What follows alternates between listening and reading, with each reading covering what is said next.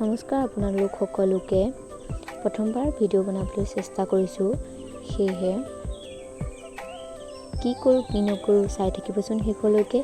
ভাল লাগিলে like share আৰু পেজটো ফ'ল' কৰি দিব ৰেচিপিটোৰ বাবে লাগিব বাদাম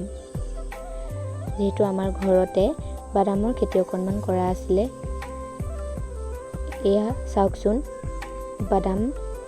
আমাৰ ঘৰৰ মানুহে নিছিলে সেয়ে বাদামৰ গছবোৰ কিছুমান লাগি আছে লৈ লৈছো কিয়নো এৰি থৈ যাওঁ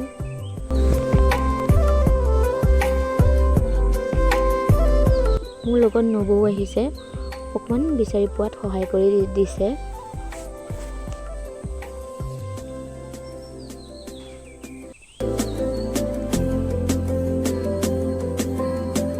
বাৰু কিবাকে এজোপা পাইছোঁ গছবোৰ ইমান ধুনীয়াকৈ আছে চাওকচোন এজোপা গছতে কিমানখিনি বাদাম লাগিছে মাটিটো কিছুমান থাকি আহিছে সেয়ে মাটিৰ পৰাও লৈ লৈছোঁ বাদাম নিবলৈ আকৌ একোৱেই নানিলোঁ সেয়ে ওচৰতে শুকাই থকা পাত এখিলা পালোঁ আৰু তাতে বাদামখিনি লৈ লৈছোঁ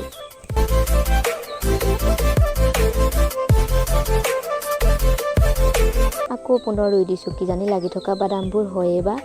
ডাঙৰ ঘৰলৈ আনি বাদামবোৰ ধুনীয়াকৈ ধুই বাকলিবোৰ এৰাই লৈছোঁ বাদামবোৰ অলপ কুমলীয়াই হৈ আছে ৰেচিপিটোৰ বাবে মোক ইমানো বাদাম প্ৰয়োজন নাই সেয়ে কেইটামানহে লৈছোঁ এয়া কি গম পাইছেনে এয়া হৈছে পানীলাও ভাবিছে চাগে পানীলাওৱে আকৌ কি বনাম সেয়ে চাই থাকক সকলো গম পাব মই ধুনীয়াকৈ বাকলি গুচাই ধুই লৈ ৰুকনিত ৰুকি লৈছোঁ পানীলাওত যিহেতু পানী বেছি অলপ ওলায়ে সেয়ে অলপমান মই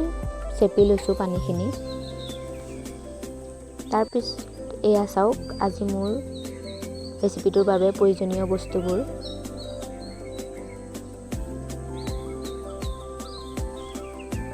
কেৰাহীখন গৰম কৰি তাতে অলপ ঘিউ দি ৰুকি থোৱা জাতিলাওখিনি মই দি দিছোঁ ৰঙচুৱা হোৱালৈ অলপ টাইম ভাজি ৰাখিম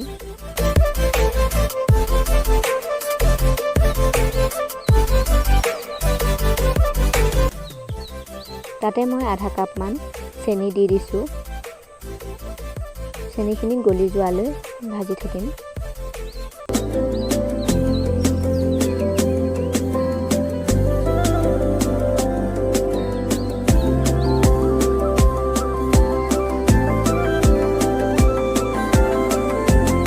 তাতে মই লং ইলাইচি